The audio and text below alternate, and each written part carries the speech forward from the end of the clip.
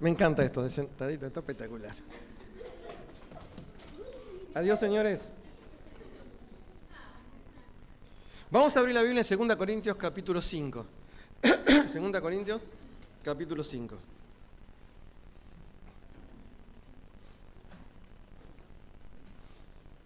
¿Quién sabe de memoria 2 Corintios capítulo 5:10? Sí, Feli, lo sabés. La ventaja de acá es que yo le veo la cara a todos. Sin los lentes no lo distingo mucho, pero... 2 Corintios 5:10, ¿quién lo sabe de memoria? ¿No lo saben? Si yo le digo que habla de algo que es necesario en el creyente, porque es necesario que todos nosotros... lo saben de memoria, ¿eh? Dice, todos nosotros comparezcamos ante el tribunal de Cristo para que cada uno reciba, según lo que haya hecho. Ahí, en ese versículo, hay un detalle. No vamos a hablar de ese, obviamente, pero en ese versículo dice, todos nosotros. Es un grupo en el que Pablo se está incluyendo, obviamente, ¿no? Ahora, ya que abrieron la Biblia ahí, porque vamos a usar ese pasaje, ¿qué dice el 9? No me lo pongas acá, ¿eh? Vos poneme del 11 para adelante acá, por favor. No veo qué hay acá. Del 11 para adelante. ¿Qué dice el 9? Dale.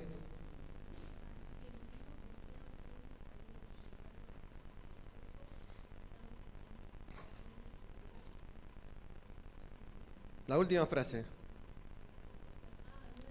9. Bien. En ese capítulo, comienza hablando el apóstol Pablo de que él no tiene miedo, vamos a llamar así, de la muerte. Vamos a decirlo fácil. ¿Por qué? Porque cuando está hablando ahí, él lo que va a decir, él dice, yo estoy totalmente seguro que si este cuerpo, que él le llama tabernáculo, ahí tabernáculo es carpa, para que se entienda, o sea, una habitación temporal, se deshace, yo tengo en los cielos un lugar permanente, otro cuerpo si quieren permanente, que no va a ser afectado. Sí, así comienza hablando. Entonces él empieza hablando de esas dos condiciones, ¿no? El hecho de mientras estoy en la tierra o si me muero. Pero termina en ese que leyó Feli ahora, el 9, dice, mirá, no importa que esté en una condición o esté en la otra, mi objetivo de vida es serle a Dios agradable. ¿Está bien? ¿Por qué? Porque después dice, bueno, porque también es cierto, dice, que es necesario, que es justo, que es lógico, que los cristianos, cuando vayamos a su presencia, seamos examinados, si quieren, ¿sí? Por decirlo de alguna manera fácil, por Dios, por Cristo, ¿sí? Donde Él va a dar premios de acuerdo al comportamiento que tuvimos mientras estuvimos en la tierra. No estoy hablando de lo que hicimos, que se entienda bien, sino de cómo nos comportamos, que es muy distinto. ¿Sí? ¿Por qué digo que es muy distinto? Yo voy a estar parándome y sentándome cada rato, ¿eh? ¿Por qué es muy distinto? Porque una cosa es la cantidad de obras que puedo hacer, que pueden ser buenas, aparentemente buenas, pero si no tengo el corazón adecuado no sirve de nada. ¿Está bien? También puede haber alguien que obviamente no puede hacer todo lo que otro hace, pero si tiene un corazón que está honrando a Dios, claramente, eso es bueno para Dios. ¿Está claro? Así comienza. Ahora, llegamos entonces ahora al versículo 11, que es donde vamos a empezar. 2 Corintios, capítulo 5, versículo 11. ¿Sí? Ahí sí vamos a empezar a estudiar.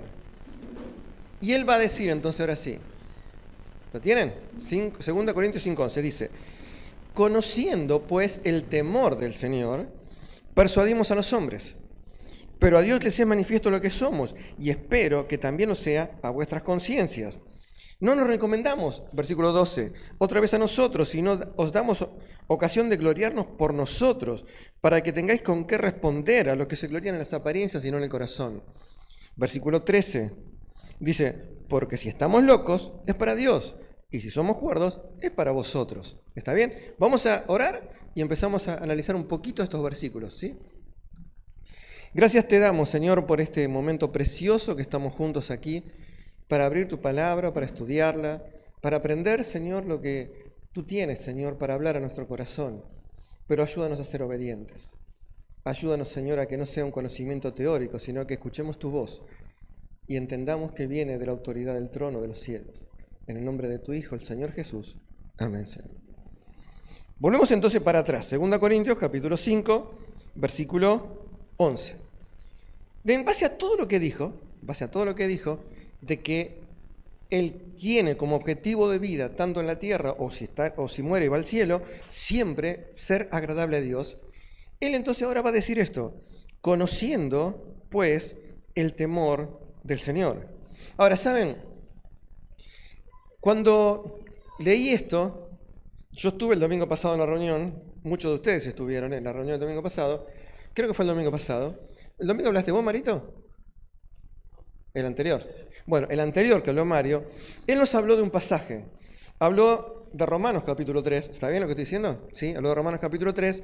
Y cuando habló de Romanos capítulo 3, del versículo 10 en adelante, empieza lo que se llama, sería como Dios dando la condena al mundo, ¿no? Donde empieza diciendo, no hay justo ni aun uno, no hay quien busque a Dios. Hace toda esa lista, ¿no? Veneno de áspida ahí debajo de sus labios. Bueno, toda esa lista, ¿no? Y llega al final y dice esto. Dice, no hay temor de Dios delante de sus ojos. ¿Está bien? Eso fue lo que vos nos enseñaste el otro día. En ese pasaje claramente dice que la humanidad no le importa, y más, de hecho trata por sus razonamientos y su forma de actuar, de pensar permanentemente que Dios no lo va a controlar ni le va a exigir nada cuando llegue al final de sus días. Mientras que la Biblia es totalmente clara, que dice que eso sí va a suceder. ¿Sí? Y no solamente eso, sino que dice claramente en Génesis 18 que Dios va a ser justo. Dice, el juez de toda la tierra, ¿no crees? No, le agrego palabras, ¿no? Que va a ser lo que es justo. Dios va, al final de los tiempos, a pararse, los hombres van a tener que pararse delante de él y van a tener que responder por sus actos. ¿Sí? Ahora, el apóstol Pablo dice, yo conozco ese temor del Señor. Yo respeto eso de Dios. Y por lo tanto trato de vivir una vida que le agrade a Dios. Eso es lo que está diciendo acá. Y dice, como conozco eso, versículo 11, ¿está ahí? No está más. No importa, Juancito, lo tienen todos en la Biblia, ¿está bien? Estoy hablando 2 Corintios 5, 11. ¿Sí? Vean, tengan la vista ahí. Dice, como conozco esto, trato de persuadir a los hombres de esto. Ahora, ¿qué significa esto? Él está diciendo, no es que yo no les voy a contar nada más, no les voy a hablar. Realmente hay que tener respeto a Dios y por lo tanto voy a tratar por todos los medios de demostrarle a los hombres que realmente entiendan que le tienen que tener temor a Dios, que tienen que vivir una vida que realmente agrade a Dios, que no pueden vivir como quieren.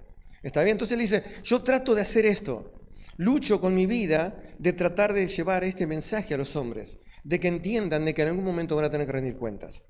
En el mismo versículo, la siguiente parte dice, pero a Dios le manifiesto lo que somos. Dice, y espero que también lo sea vuestras conciencias. Y el apóstol Pablo dice, miren, yo trato de hablarle a los hombres, de contarle, pero yo a Dios no tengo que persuadirlo de nada. Dios sabe lo que soy. Yo no tengo que tratar de convencer a Dios que soy bueno. La Biblia dice que Dios conoce las intenciones y los pensamientos de los hombres. Que Él juzga por eso, no juzga por lo que haces, sino por lo que hay en tu corazón. En Hebreos dice que todas las cosas están desnudas delante de aquel a quien le tenemos que rendir cuentas. O sea que la apariencia que vos podés mostrarnos entre nosotros o a alguien al que vos querés decirle, mirá qué bueno que soy, delante de Dios no sirve para nada. Por eso este versículo dice esto. Dice, les es manifiesto lo que somos. Y agrega esta otra frase, miren, que es interesante. Al final del 11. Y espero que también lo sea a vuestras conciencias. ¿Saben por qué es esto? Porque los corintios veían a Pablo, y ahora les voy a contar algo y se lo voy a mostrar con versículos también, ¿no? Los corintios veían a Pablo.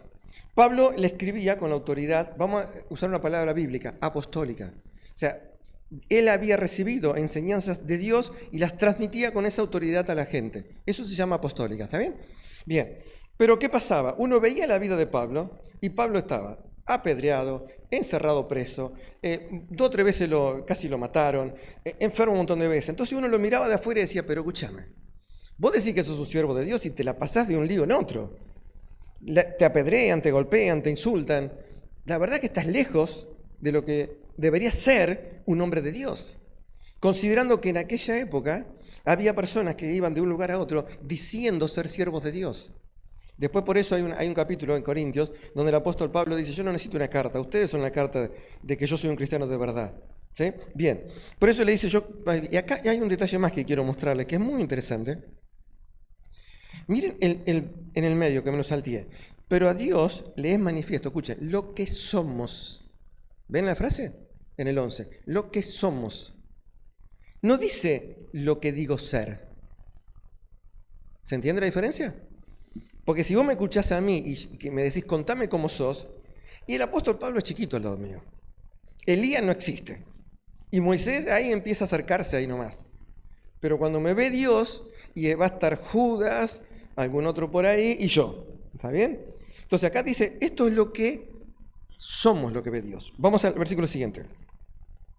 Dice, no nos recomendamos pues otra vez a vosotros, si no os damos ocasión de gloriarnos por nosotros, para que tengáis que responder a los que se glorían en las apariencias y no en el corazón. Vamos a pensar un poquito acá. Un segundo más. Piensen que esto lo escribe Pablo.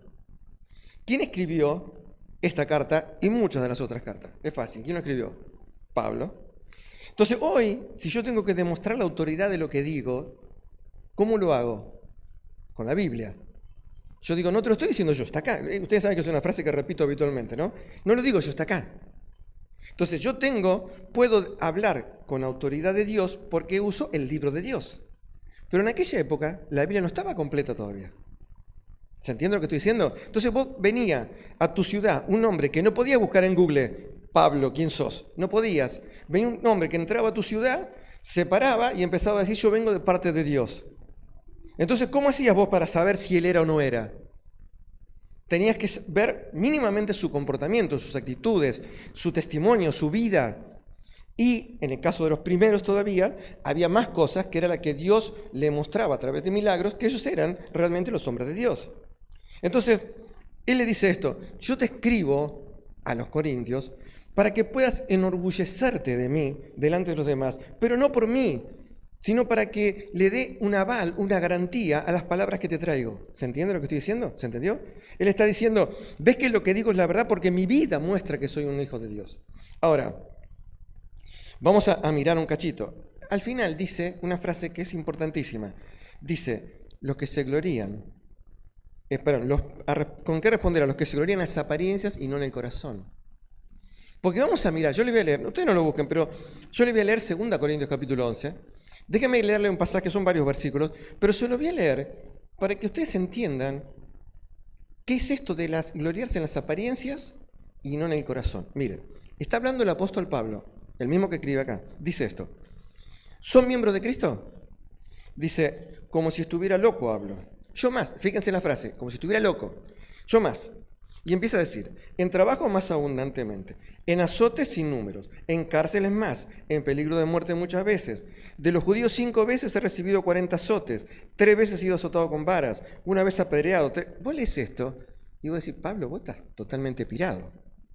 Pero llega al final y dice en el versículo 30, si es necesario gloriarse, me gloriaré en lo que es mi debilidad. ¿Qué está diciendo? Él dice, mira, si hay algo de valor en mi vida, es todo esto que estoy pasando tristemente. Dice, si yo hay algo que puedo enorgullecerme, de que mi vida es una prueba tras de otra, de que es un problema tras de otro. Ahora, yo te digo una pregunta, sinceramente. Si viene alguien y te dice eso, ¿vos qué pensás? ¿No pensás que estás loco? De verdad. Viene alguien y me dice, ¿sabes? Estoy re contento. ¿Por qué? Porque estuve predicando a Cristo en la plaza. ¿Y 100 se convirtieron? No, la verdad me encerraron, me tiraron piedra y me llevaron a la cárcel. Le digo así, flaco, basta, dejá de lado esto. Y encima te agrega, y estoy re contento por eso. Vos tenés que decir, está pirado. Bueno, versículo 13 de este pasaje. Pero si estamos locos, es para Dios. Y si somos cuerdos, es para vosotros. ¿Ven que ellos piensan eso?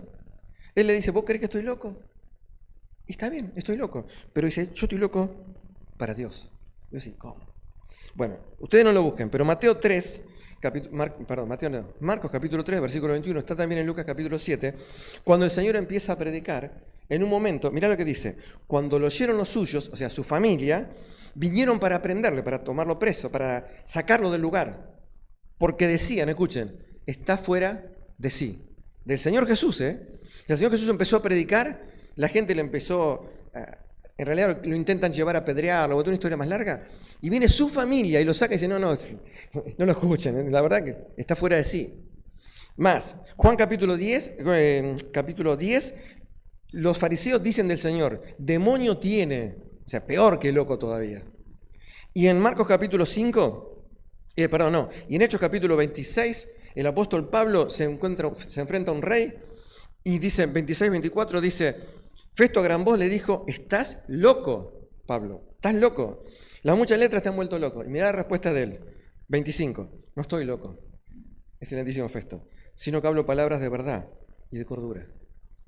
Y realmente, de verdad, si vos te pones a pensar y si mirás el testimonio de algún cristiano de verdad y te cuenta la vida, sinceramente llega un momento que vos decís, estás loco.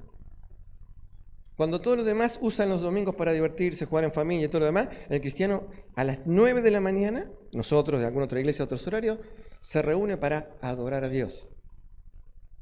¿Sí o no? ¿Cuántas cosas hacemos que a los ojos de la gente es locura? Y el apóstol Pablo dice, sí, mi vida puede ser una locura, pero es una locura para Dios.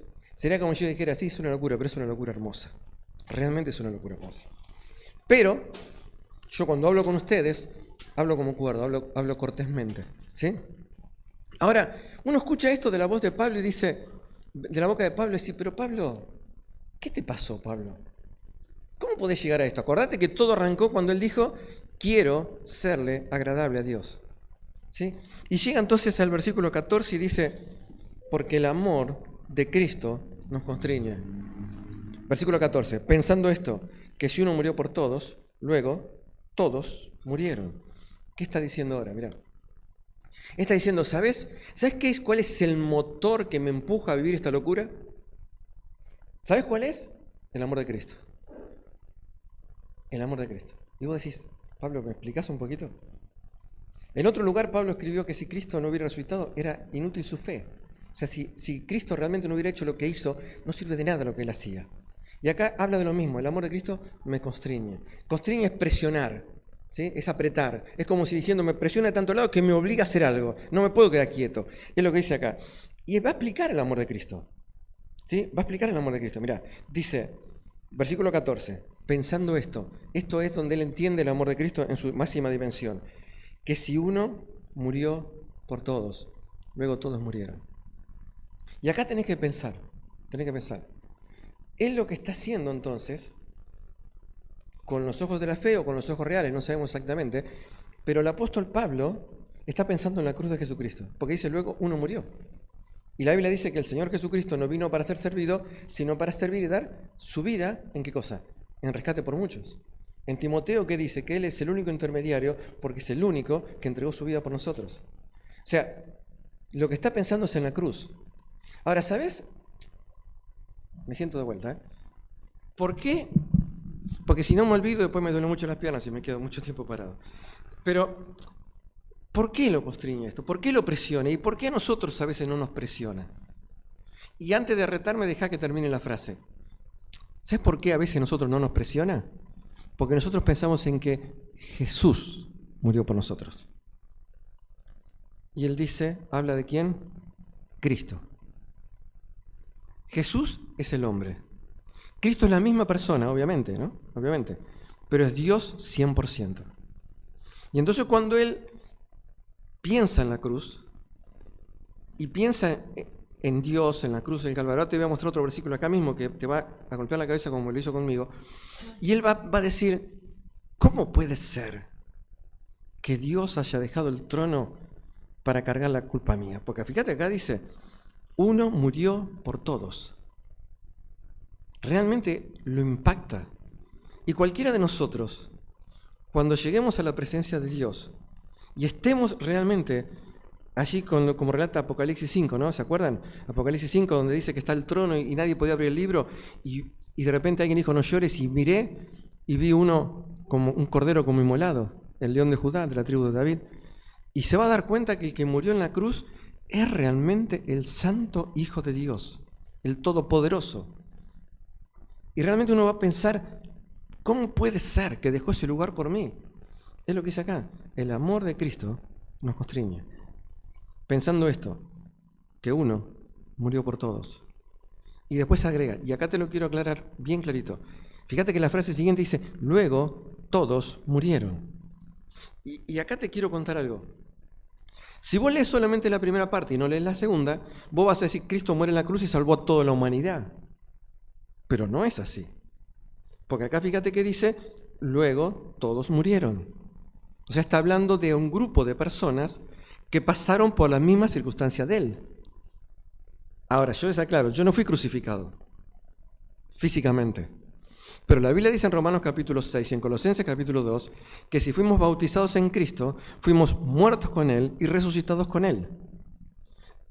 Un versículo más fácil, Gálatas capítulo 2, el apóstol Pablo dijo, con Cristo estoy juntamente crucificado. Ya no vivo yo. ¿Cómo se veía el apóstol Pablo? Muerto en la cruz del Calvario. Y vivo a una nueva vida cuando resucitó en la cruz. Entonces acá dice, me presiona, ¿por qué? Porque Él muere por todos. Pero luego, todos morimos, esta es la visión, todos nosotros somos muertos con Él. Y no quiero ir más a versículos para no complicarte, ¿no? Versículo 15, escuchá, y acá viene lo complicado para nosotros. Y dice, y por todos murió, con una razón, mirá, para los que viven, ya no vivan para sí, sino para aquel que murió y resucitó por ellos. Y ¿sabes? Te hago una pregunta. Perdón que juegue con esto, ¿no? Pero te hago una pregunta. ¿Para qué te crees que Dios te dejó vivo en esta tierra? Si el objetivo de Dios era salvarte, si el objetivo de Dios era perdonarte, si el objetivo de Dios era redimirte, y usar todas las palabras que quieras, ¿por qué te dejó vivo y no te llevó? ¿Por qué? Ustedes saben que el año pasado yo atravesé una circunstancia difícil, ¿no? Y cuando me recuperé, muchos me decían la frase esta, para algo te dejó vivo. ¿Sí o no? Muchos me lo dijeron. Y es cierto que se aplica en mí, pero también es cierto que se aplica en vos. ¿O no? ¿Para qué te dejó vivo? ¿Para qué estás vivo? ¿Querés la respuesta acá? Mirá. Para los que viven, ya no vivan para sí, sino para aquel que murió y resucitó por ellos. Ahora, te voy a hacer un ejemplo fácil y después te llevo al pasaje, ¿no? Una cosa muy fácil. Mirá, vos imaginate que haya que hablarle a Juan. Juan, no aquel. Juan, un vecino. Y Dios, vos sabés que la intención de Dios, porque dice que la intención de Dios es que todos los hombres se arrepientan. ¿Sí o no? Ahora, Dios le quiere hablar. ¿Y cómo hace para hablarle? ¿Qué necesita? Una boca. ¿Sí o no? Necesita un cuerpo, una mano que golpee la puerta. ¿Y de quién va a usar eso? ¿Lo sabés? ¿O necesitas que te lo explique yo? Para allá no vivan para sí, sino para aquel que murió por ellos. Cuando el Señor estuvo en la tierra, Él hizo el ministerio. Por eso la Biblia dice, y aquí vengo para hacer, como en el rollo del libro está escrito, y dice, ¿más me preparaste? Cuerpo. Necesitaba un cuerpo para caminar en esta tierra. Bueno, ahora necesita otro. ¿Cuál es el otro? El tuyo y el mío. Ya no vivan para sí, sino para aquel que murió por ellos. Versículo 16. Este versículo siempre, la primera vez que lo leí, me encantó. Dice así, mira, de manera, versículo 16, que nosotros, de aquí en adelante, dice, a nadie conocemos según la carne. Y esta frase me impactó. Y si aún a Cristo conocimos según la carne, ya no lo conocemos así. Y vos decís, ¿qué está diciendo acá? ¿Sabes lo que dice él? Es fácil, mirá. Él dice, yo puedo conocer un Jesús histórico, porque él vivió más o menos en esa época. Yo no sé si vivió exactamente todo el tiempo, pero si no vivió, ahí fue ahí nomás. ¿Está bien?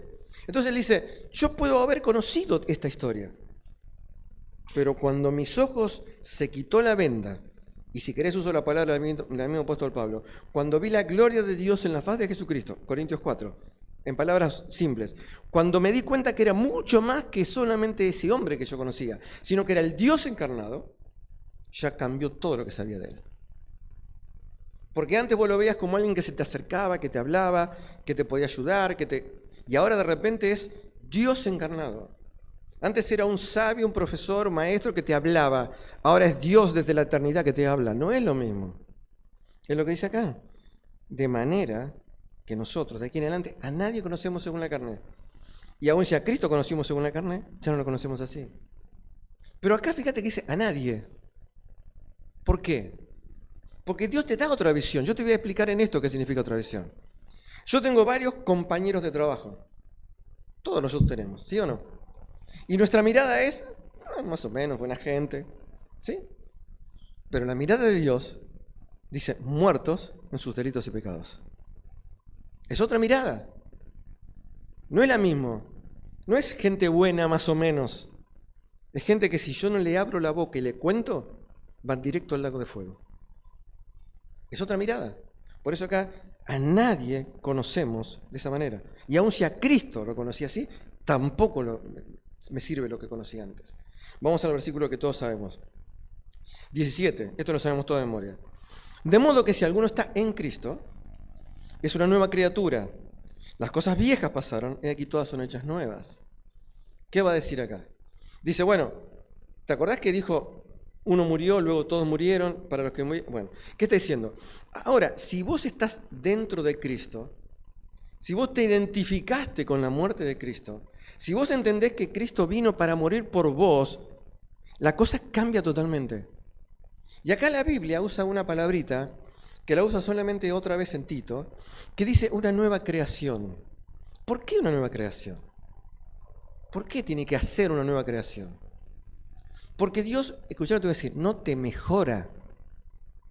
Porque no hay nada rescatable en vos. Como no hay nada rescatable en mí. O sea, vos podés ser moralmente bueno, pero no sos nada a los ojos de Dios. Entonces Dios tiene que empezar de cero y hacer una nueva creación. Es como yo te dijera, mirá, una vez me acuerdo que se lo explicaba a alguien de esta manera, y cuando se lo expliqué dijo, oye, mirá qué lindo ejemplo para mí, porque viste esas cosas que te surgen en el momento y después decís, ¿cómo dije esto? Bueno, es como si, vamos a hacer acá a mi amigo Ricardo, está en la cárcel por asesino, ¿sí? Porque, bueno, a la señora, bueno, esto es una historia larga que no quiero contar. Mentira, todo mentira esto, ¿sí? Bueno, pero imaginemos que está Ricardo en la cárcel, ¿sí? Porque se encarga de robarme toda la comida y un montón de cosas que tiene unos problemas graves que tiene, ¿no? Entonces yo voy y lo liberto, le abro la cárcel y lo suelto.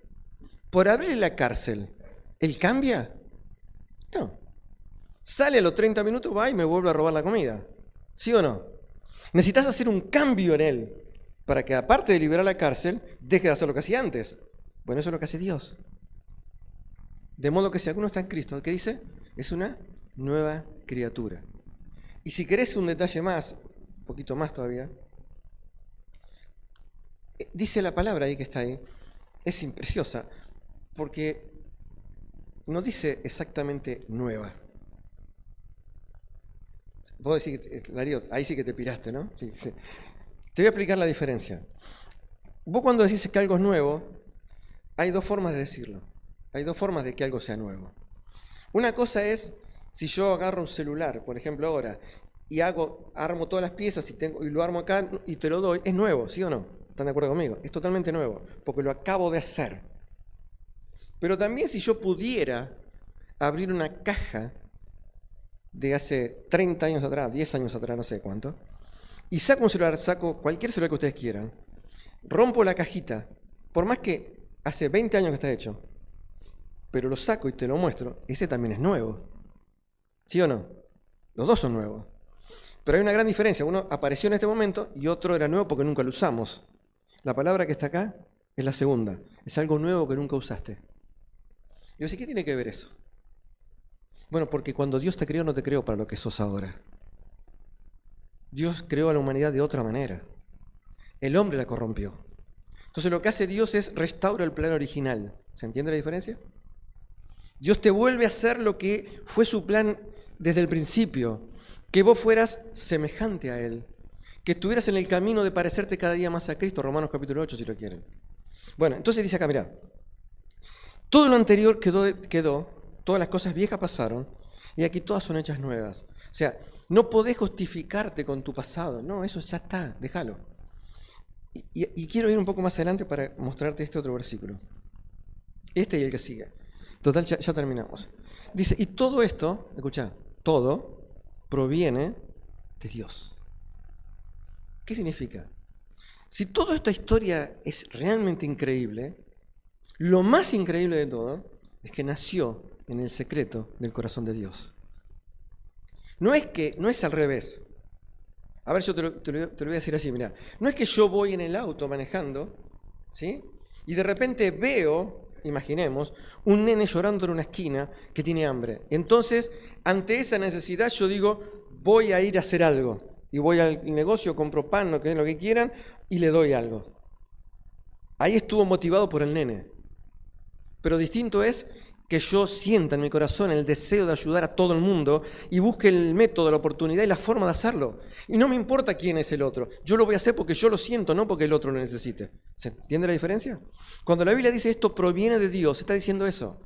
Está diciendo, no es que vos sos tan importante no, es que Dios es tan importante para hacer esto. Es que Dios tiene tanto amor para hacer esto. No es que vos seas más o menos. Si querés te lo digo en otras palabras. No es que vos eras necesario para completar a Dios. No. No.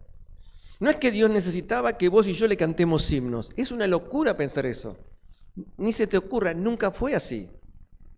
Dios en su inmenso amor quiere compartir su gloria, pero no porque está deseando que venga a aplaudirle a la gente. No, no es así.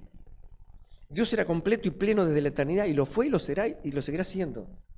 Pero Dios en su amor, en su inmenso amor, dijo, lo voy a rescatar. Los quiero rescatar. Por eso dice acá, todo esto proviene de Dios. Y escuchá la frase, ¿quién nos reconcilió consigo mismo por Cristo?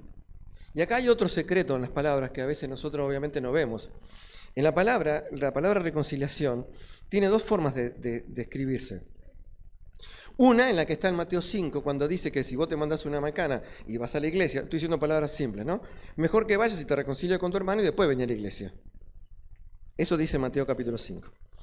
La palabra que está ahí es una, que es, si yo me peleé con el bocha, ¿sí? Pero él y yo hicimos cosas malas, mejor que los dos nos pongamos de acuerdo antes de venir a la presencia de Dios.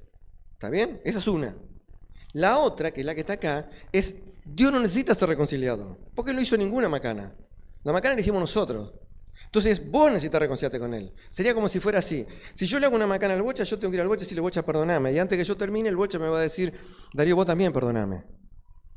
Pero con esta palabra que está acá, es Dios necesitaba que vos te pusieras de acuerdo con él, pero él no tenía que pedirte perdón a vos, porque él no hizo nada malo. Vos sí lo hiciste, él no. Por eso dice acá, quien nos reconcilió. Fíjate, él que no tenía nada, él podría haber dicho, pero yo siempre fui bueno. Él fue el que te fue a buscar. ¿A través de quién? Por Cristo. Y escuchá esto, que es terrible. Hablamos con Mario el otro día. Y nos dio el ministerio de la reconciliación. Mirá, antes de leer el 19, que habla de esa reconciliación, está diciendo que Dios puso en tu boca y en tu corazón el secreto, porque misterio es eso, es un secreto que tiene que ser revelado, puso ese secreto para que vos lo cuentes a los demás. Eso es lo que está diciendo acá. Cuando dice la palabra ministerio, está hablando de un servicio. Tenés que cumplir ese servicio.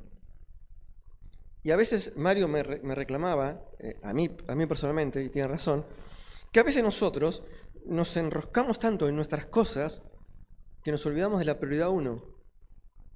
Que hoy nos hablaba Julito y nos hablaban los chicos, ¿no? De evangelizar, de contar este ministerio. ¿Sí? Ustedes saben lo que yo pienso y que tienen razón en lo que ustedes dicen, ¿eh? Pero no estoy diciendo nada malo, lo que estoy diciendo es que a mí me gusta enseñar y no ir a evangelizar. Eso es lo que estoy diciendo. Pero tienen razón en que hay que hacerlo, eso. No estoy diciendo nada raro. ¿Sí? Bien, pero acá dice eso. Nos puso este peso en nosotros, el de contarlo. Ahora, marca este versículo 19, que Dios estaba en Cristo reconciliando consigo al mundo, no tomándole en cuenta a los hombres sus pecados, y nos encargó a nosotros la palabra reconciliación. Yo te voy a decir cómo empezó este estudio. ¿Sabes cómo empezó este estudio? El otro día no sé por qué, estaba en casa y vino a mi mente este versículo. Que Dios estaba en Cristo reconciliando consigo al mundo. Y automáticamente mi mente, acostumbrado a estudiarlo, a leerlo, dijo, en la cruz del Calvario. ¿No? En la cruz del Calvario. Porque 1000 veces he dicho eso desde acá. Que Dios estaba en Cristo, en la cruz del Calvario, reconciliando consigo al mundo. Y no sé por qué, estaba solo. Digo, pero acá no habla de la cruz. No dice cruz, en ningún lado dice cruz en este versículo. No lo dice. Entonces lo empecé a estudiar de vuelta. Y dice, ¿ves que dice? Que Dios estaba en Cristo, reconciliando consigo el mundo. Dios estaba en Cristo. O sea, si lo querés te lo voy a decir en palabras muy simples. El Padre estuvo permanentemente acompañando a Jesús en su ministerio hasta la cruz del Calvario. La cruz del Calvario fue la consumación. No voy a decir que no porque ese es el momento clave. Pero Dios estaba todo el tiempo al lado de él. O sea, no fue que Dios le dijo a Cristo, andate a la cruz, haz lo que sea necesario y cuando tráeme la sangre termina la historia. No, no, el Padre estaba ahí. Y si le agrego más, la Biblia dice que en Hebreos capítulo 2 y en Hechos capítulo 2, que el Espíritu Santo testificaba junto con ellos con los milagros que hacía Jesús. Entonces te lo digo simple, ¿sabes lo que te estoy tratando de decir? Que todo Dios pleno, la Trinidad plena de Dios, trabajó para rescatarte. Que Dios en su plenitud tuvo que moverse para poder rescatarnos a nosotros de la condición en la que íbamos. Y que para darnos la oportunidad de poder ser una nueva criatura, Dios movió todo lo que tenía en el cielo. Y lo hizo para rescatarte. Y ahora quiere que ese mensaje se amplíe. Y ahora necesita tu boca, tu mano, tus pies y todo lo que quieras, tu cuerpo. Por eso, porque al final dice, y nos encargó a nosotros la palabra reconciliación. ¿Y cómo nos reconcilió? ¿Cómo hizo para reconciliarnos? Fíjate el versículo. No tomándole en cuenta a los hombres sus pecados. Pero te quiero decir algo, porque parece raro este versículo. Si vos lo lees así rápido, suena muy raro. Pero si lo pensás, te vas a dar cuenta que hay un detalle impresionante. Fíjate que dice... No tomándolo en cuenta significa, no te lo asigno a vos, no te pongo como culpable a vos, sería, ¿sí? Vamos a decirlo de esta manera. Imaginemos, vamos a usar a Pablito, porque si uso a Jona después me reta en casa, así que vamos a usar a Pablito. Jona es mi hijo, para aquellos que no saben, entonces lo voy a usar a Pablito, que no es mi hijo, pero no se va a enojar. Supóngase que Pablito rompe el cañón de video. Lo ejecutamos, no entra nunca más a la iglesia, les aclaro. Pero bueno, imaginemos la situación. Pablito rompe, entonces yo vengo, no sé quién es, y digo, ¿quién rompió esto? Y siempre hay algún alcahuete, ¿sí? Que va a decir, Mati, por ejemplo, va a decir, Mati no, pobre Mati es buenísimo, va a decir, fue Pablito. Entonces yo digo, Pablo, pagalo. ¿Está bien? Obviamente lo va a terminar pagando Fernando, que es el papá, ¿sí? Pero yo digo, Pablo, pagalo. Le estoy poniendo a cuenta de Pablo, ¿sí o no? La culpa o el gasto de lo que me rompió. Eso es lo que dice acá. Poniéndole a la cuenta. Pero acá dice, no tomándole en cuenta. Entonces, como diciendo, mira Pablo, yo sé que lo rompiste, pero no lo vas a pagar vos. Lo va a pagar Amílcar. ¿Está bien? ¿Se entiende? Entonces, ¿qué hago? Eso está roto. Hay que pagarlo. Pero no se lo pongo a cuenta de Pablo. Pero no está diciendo el versículo que ignora la cuenta. No, no. Dice que no se lo pone a cuenta de Pablo. Pero sí hay otro que está poniendo la cuenta. En el ejemplo es Amílcar. ¿Está bien? Ahora acá dice, estaba en Cristo reconciliando consigo al mundo, no tomándolo en cuenta, escucha, a los hombres sus pecados. O sea, que se los cargó a otro. ¿Se entiende? O sea, no lo pagan los hombres. El mensaje de la reconciliación es, Dios quiere sacar de tu cuenta la culpa de tu pecado porque hay otro que la pagó o que se hace cargo de esa deuda. Versículo 20. Así que somos embajadores en nombre de Cristo. O sea, somos los representantes de Dios para contarle al mundo una verdad. Dice, como si Dios rogase por nosotros. Dios no ruega, Dios obliga, pero acá dice, como si Dios, porque nosotros sí rogamos, ¿no?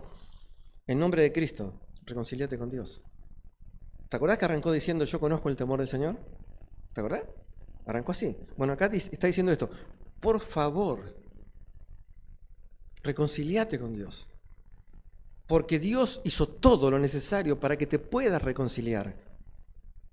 Y Él dice, yo, Pablo, estoy viviendo para Dios porque este misterio, este ministerio, hay que contarlo.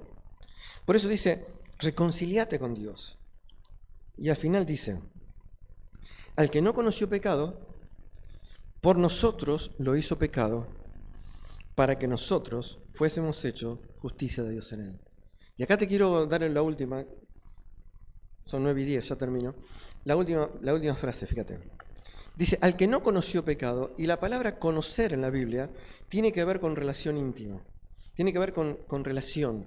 También no es solamente conocimiento intelectual, ¿sí? Entonces dice, aquel que no tuvo ninguna relación con el pecado, la Biblia dice, no se halló engaño en su boca, no hubo pecado en él. O sea, por donde quieras, el Señor Jesús era inmaculado, ¿sí? Ahora, él dice, al que no conoció, que no tuvo ninguna relación con el pecado, por nosotros lo hizo pecado. Pero fíjate que no dice pecador, dice pecado, que no es lo mismo. ¿Cuál es la diferencia?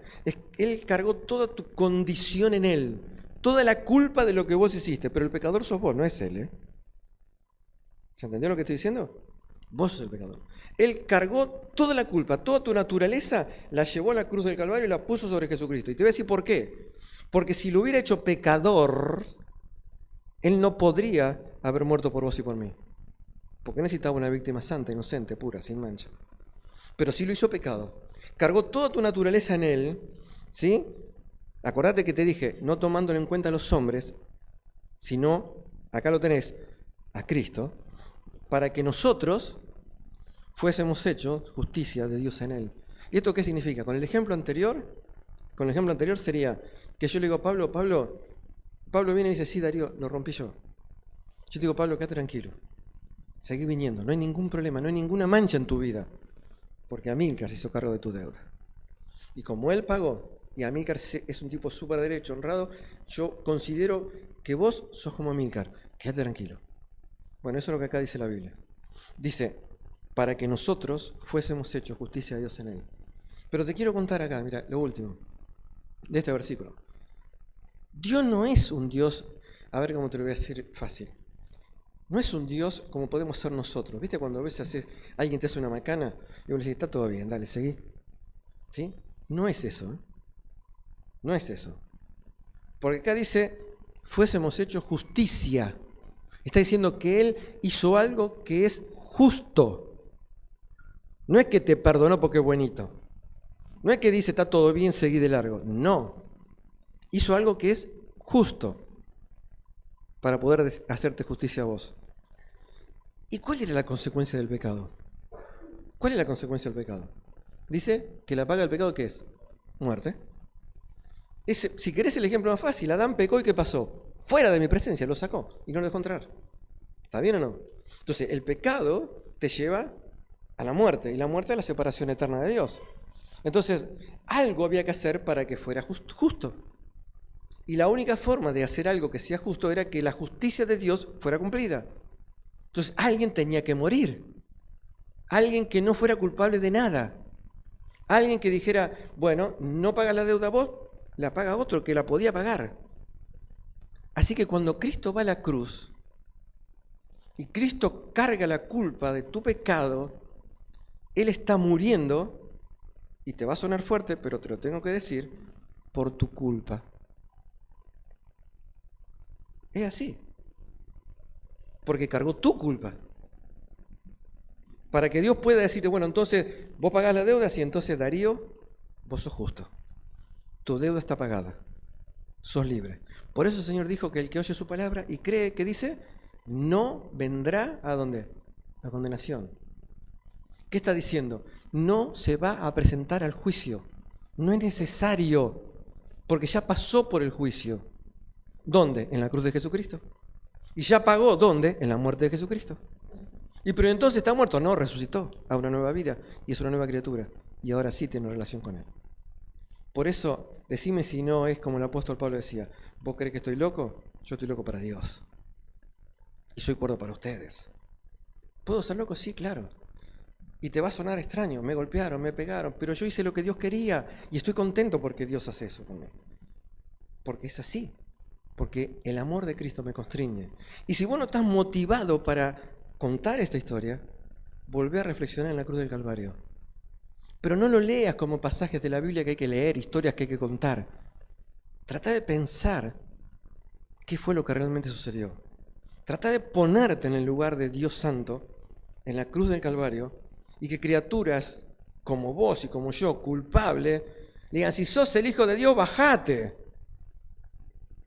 Y él, silencio. El silencio. Si tú eres rey, que te defiendan. Y el silencio. Y trata de pensar lo que quiso decir cuando dijo, Dios mío, ¿por qué me desamparaste? Y dale valor a las palabras, consumado es. En castellano, está todo pagado. Está todo pagado. Siempre y cuando que vos entiendas que esto fue por tu culpa. Por eso, desde el lugar que la Biblia me da, de la autoridad que la Biblia me da, te ruego, reconcíliate con Dios. Reconcíliate con Dios. Acércate a Dios y decirle, entiendo que fue por mi culpa. Que la sangre de Cristo fue por mi pecado. Y quiero esa reconciliación contigo. Porque de hecho es lo que Él quiere. Y nosotros como iglesia te lo rogamos. ¿Oramos para terminar? Gracias, bendito Dios, Señor, por este ministerio que nos encargaste. Porque podemos seguir contando, Señor, que hay perdón en la cruz. Podemos seguir contando, Señor, que tú hiciste todo lo necesario y que todo nació en tu corazón. En la eternidad, en algún momento, Señor, cuando decidiste que nos ibas a rescatar. Cuando decidiste que querías que compartiéramos la eternidad contigo. Y, Señor, hiciste todo lo que había que hacer para que estuviéramos al lado tuyo. Y ayúdanos, Señor, a seguir pensando en el amor de Cristo, para impulsarnos a honrarte, para que, como el apóstol Pablo dijo, presentes o ausentes, podamos serte agradables. En el nombre de tu Hijo, el Señor Jesús. Amén, Señor. ¿Terminó yo, Pablito, o venimos? Bueno, que el Señor los bendiga. Los esperamos mañana por YouTube, si Dios quiere, y el miércoles acá, ¿sí? Igual en la placa, ven, en la placa sale el informe de todas las reuniones, ¿sí? Que el Señor les bendiga a todos. Amén.